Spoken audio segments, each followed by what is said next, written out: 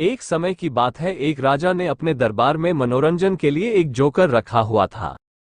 जब जोकर बोलने लगता तो उसके चुटकुलों से सारा दरबार हंस पड़ता और राजा बहुत खुश होता। समय बीतता गया और जो जोकर बूढ़ा हो गया और उसके चुटकुले भी पुराने लगने लगे। अब दरबारियों को जोकर के चुटकुलों पर हंसी नहीं आती थी और कभी कभी दरबारी जोकर का भी मजाक बना देते थे, जिससे जोकर बहुत दुखी होता था। साथ ही राजा को भी बहुत दुख होता था। एक दिन राजा ने जोकर को अपने पास बुलाया और कहा, मेरे प्यारे जोकर, तुमने मेरी बहुत सेवा की है, मैं बहुत खुश हूँ। मैं चाहता हूँ कि तुम अब किसी अन्य को आगे आने का मौका दो और तुम अब अपना अवकाश प्राप्त जीवन आराम से गुजारो। इसके लिए मैंने तुम्हारे लिए एक छोटा सा घर भी बनवाया है और उसमें तुम्हारी सुख सुविधा की सभी वस्तुएं रखवा दी है और यह अशर्फियों से भरा हुआ बैग अपने साथ ले जाओ, इससे तुम्हारा जीवन सुखद बीतेगा, मैं ये कामना करता हूँ।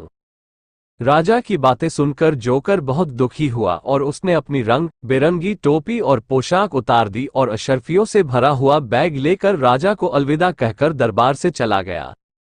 अब उसकी पत्नी और जोकर आराम की जिंदगी जीने लगे। कुछ सालों के पश्चात राजा ने जो धन दिया था वह खत्म हो गया और उसकी भूखों मरने की नौबत आ गई। जोकर बहुत स्वाभिमानी था, वो राजा से धन नहीं मांग सकता था। उसे एक उपाय सूझा। उसने अपनी पत्नी से कहा कि तुम कल रानी के पास जाना और कहना कि जोकर की मृत्यु हो गई है। शायद रानी को तुम पर दया आ जाए और वो तुम्हें कुछ धन दे दे।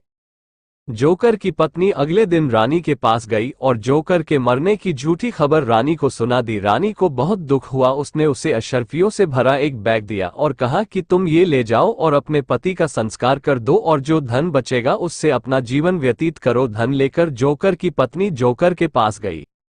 धन देखकर दोनों बहुत खुश हुए और खाने पीने का सामान खरीदा, परंतु जो धन रानी ने दिया था वह बहुत कम था, उससे उनका जीवन नहीं चल सकता था।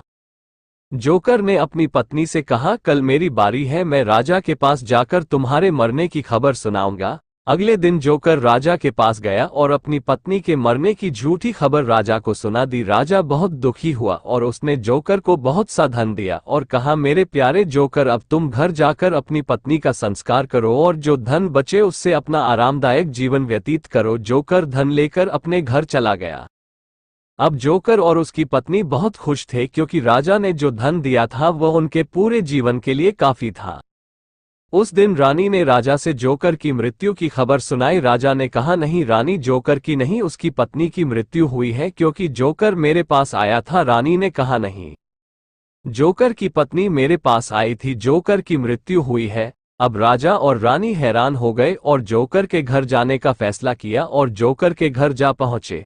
जैसे ही जोकर ने राजा रानी के आने की आवाज सुनी, वे दोनों चादर ओढ़कर लेट गए। राजा रानी ने जब घर में प्रवेश किया तो उन्हें लगा कि वे दोनों ही मर गए हैं और राजा ने कहा, जोकर अपनी पत्नी के मरने का सदमा बर्दाश्त नहीं कर पाया और वह भी मर गया। रानी ने कहा, नहीं महाराज, जोकर की पत्नी जोकर के मरने का सदमा बर्दाश्त नहीं कर सकी और वह भी चल बसी। अब राजा रानी में बहस छिड़ गई कि पहले जोकर मरा या उसकी पत्नी। दोनों की बातें सुनकर जोकर और उसकी पत्नी उठ खड़े हुए और कहने लगे, पहले मैं मरा था। नहीं, पहले मैं मरी थी। दोनों की बात सुनकर राजा रानी चौंक गए और हंसने लगे। राजा ने कहा, मेरे प्यारे जोकर, अब मुझे भी बताओगे कि यह क्या माजरा है।